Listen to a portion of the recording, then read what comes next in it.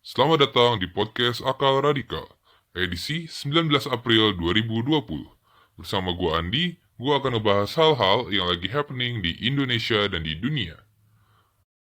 Baru-baru ini, Said Iqbal, Ketua Konfederasi Serikat Pekerja Indonesia, mengumumkan bahwa ya Serikat Pekerja Indonesia ini atau Serikat Buruh biasa disebutnya akan menggelar sebuah aksi unjuk rasa di tanggal 30 April 2020, ya tepatnya H-1 sebelum Hari Buruh Sedunia atau May Day.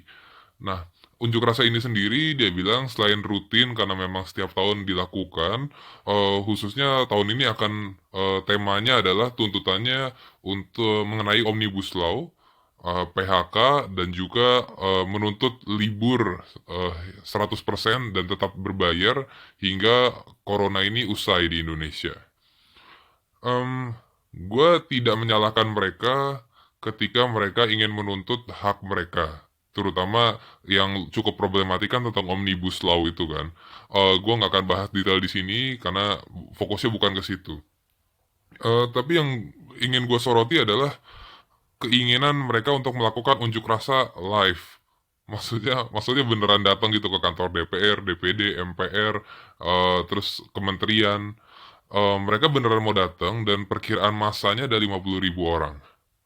Di tengah eh, wabah corona ini, di tengah masa-masa PSBB, physical distancing, di mana seharusnya orang-orang yang tidak berkepentingan khusus tidak keluar rumah, dan juga kalaupun harus keluar rumah tidak bergerombol, tidak berkumpul dalam jumlah besar. Ini mau ngumpul 50.000 orang. Padahal kan sebenarnya bisa lah diatur waktunya, mungkin dipospon dulu untuk demo yang langsung di jalan seperti ini.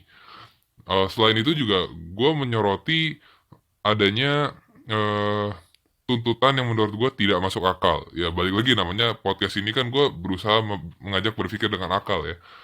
Mereka menuntut supaya tidak ada PHK dan tidak ada dan diadakannya libur 100% berbayar untuk para buruh. Nah, ini menurut gue kurang bisa diterima dengan akal sehat. Karena apa? Kita bahas dulu yang pertama. PHK. PHK itu kan ya bahasa kasarnya pecat lah. Orang kena pecat gitu kan. Ya orang dipecat atau perusahaan memecat karyawan itu juga pasti dengan penuh perhitungan. Bukan yang direkturnya datang pagi-pagi, wah ini karyawan mukanya ngeselin nih, pecat aja lah. Iya nggak gitu juga. Pasti apalagi dalam kondisi krisis gini ya karena wabah corona ini, banyak perusahaan yang merugi pasti. Penjualannya mungkin menurun, kemudian juga eh mungkin juga kalau misalnya karyawannya banyak yang sakit, juga produksinya menurun, meskipun ada demand untuk penjualan, tapi produksinya juga menurun, sulit lah. Dan biasanya perusahaan kan saling terkait dengan satu sama lain kan, misalnya pabrik es krim dia pasti harus ada supply susunya, supply gulanya, segala macam, supply coklatnya. Nah, yang suppliernya juga mungkin lagi sulit juga keadaannya gitu. Jadi PHK ini sebenarnya ya memang setiap perusahaan juga pasti menghindari harus mem-PHK karyawannya, terutama apalagi karyawan yang bagus-bagus.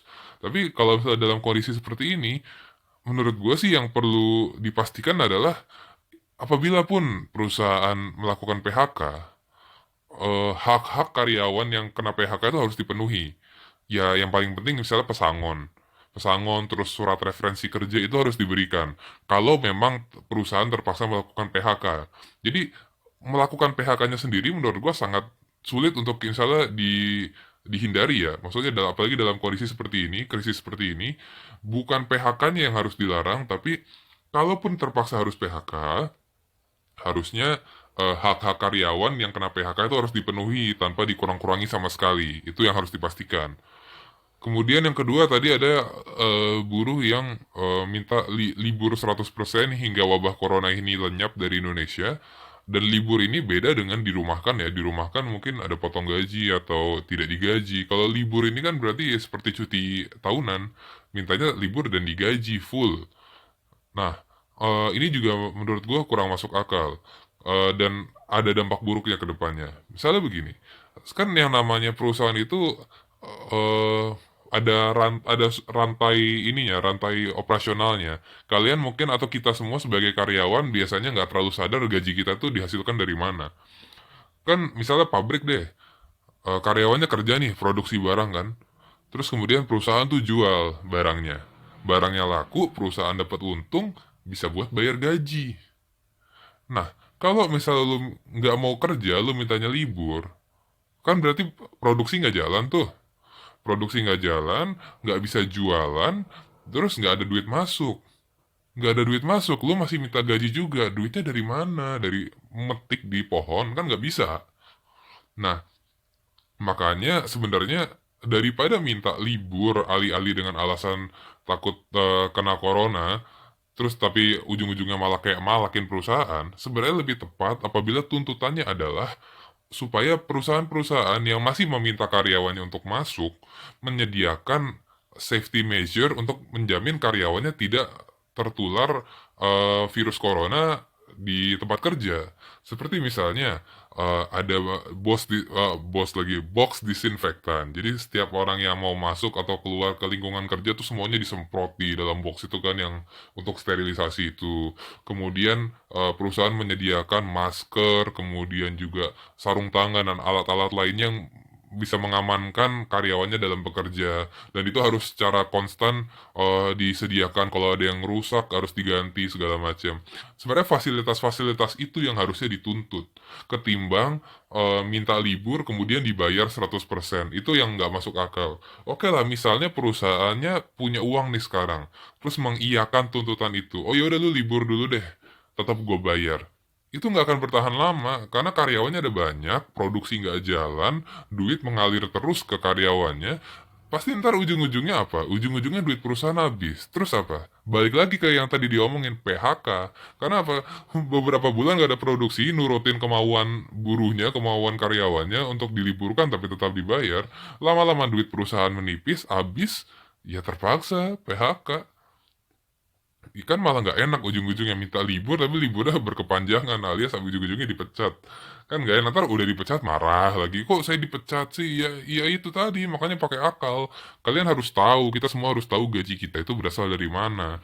Kita yang membuat perusahaan bisa jualan, kemudian untung, kemudian kita dapat gaji. Kalau misalnya kita tidak membantu perusahaan dalam hal itu, ya gimana gajinya bisa dihasilkan? Duitnya kan nggak muncul tiba-tiba. Jadi di sini ada dua poin lah yang gua kritisi. Yang satu adalah dari sisi ininya ya, pelaksanaan unjuk rasanya yang seolah-olah tidak bisa diundur sama sekali. Lagi masa PSBB, physical distancing, lagi penuh wabah seperti ini, masih juga dipaksakan mau diadakan unjuk rasa di jalanan yang melibatkan puluhan ribu orang. Kemudian juga, meskipun si Bapak Said Iqbal tadi ya, ketuanya itu bilang, oh nanti akan pada pakai masker dan bawa hand sanitizer semua. Apa jaminannya tidak ada satu orang pun dari 50 ribu orang itu yang kemudian melanggar rencana tersebut? Apakah benar 50 ribu orang ini semuanya akan pakai masker, bawa hand sanitizer? Yang kita tahu kan sekarang masker dan hand sanitizer, ya, itu kan lumayan langka kan, dan mahal. Apakah bisa dijamin semua yang datang ke situ mampu untuk mendapatkan hand sanitizer dan masker itu? Kalau misalnya ternyata enggak, dan ada lumayan banyak yang tidak melakukan, dia tidak memakai masker dan hand sanitizer itu, ya itu potensi penyebaran virusnya sangat besar dong. Kan kita nggak ada yang tahu dari 50 ribu orang itu yang datang, berapa yang sakit, berapa yang sehat, pulang-pulang tahu-tahu sakit semua, kan nggak lucu.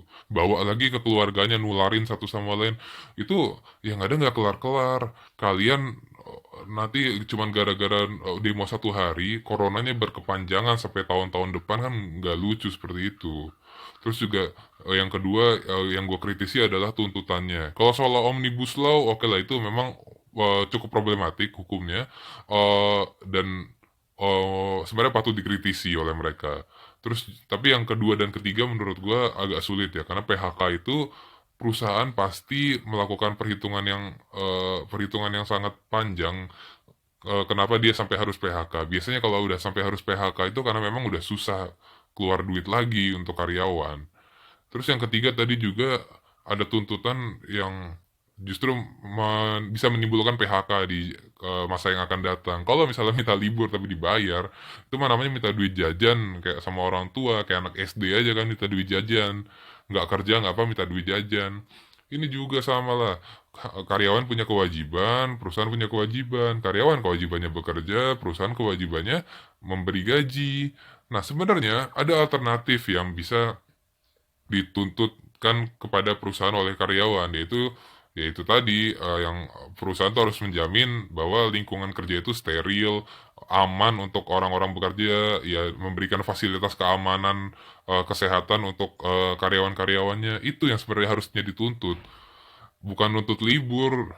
Nuntut libur yang paling geli gue dengarnya, yang nuntut libur itulah, nuntut libur dibayar. Itu sumpah itu kelakuannya kayak bocah banget. Kayak seolah-olah anak kecil yang belum kerja, nebeng sama orang tuanya, minta duit jajan tiap hari, tapi nggak mau kerja. Ya sedangkan statusnya karyawan, karyawan ya harus berkarya untuk perusahaan. Kalau misalnya nggak mau berkarya buat perusahaan, ya sebaiknya jangan jadi karyawan, jadinya pengangguran. Ya, jadi gua harap sih bisa ditangkap ya idenya bahwa eh, tidak disarankannya dijalankan aksi ini tanggal 30 April ini bukan karena kemudian buruh itu dibungkam, tapi memang keadaannya tidak mendukung sekarang, tidak kondusif. Kemudian juga sepertinya perlu diformulasikan ulang lagi tuntutan apa saja yang akan buruh tuntutkan kepada perusahaan lewat DPR dan wakil rakyat lainnya.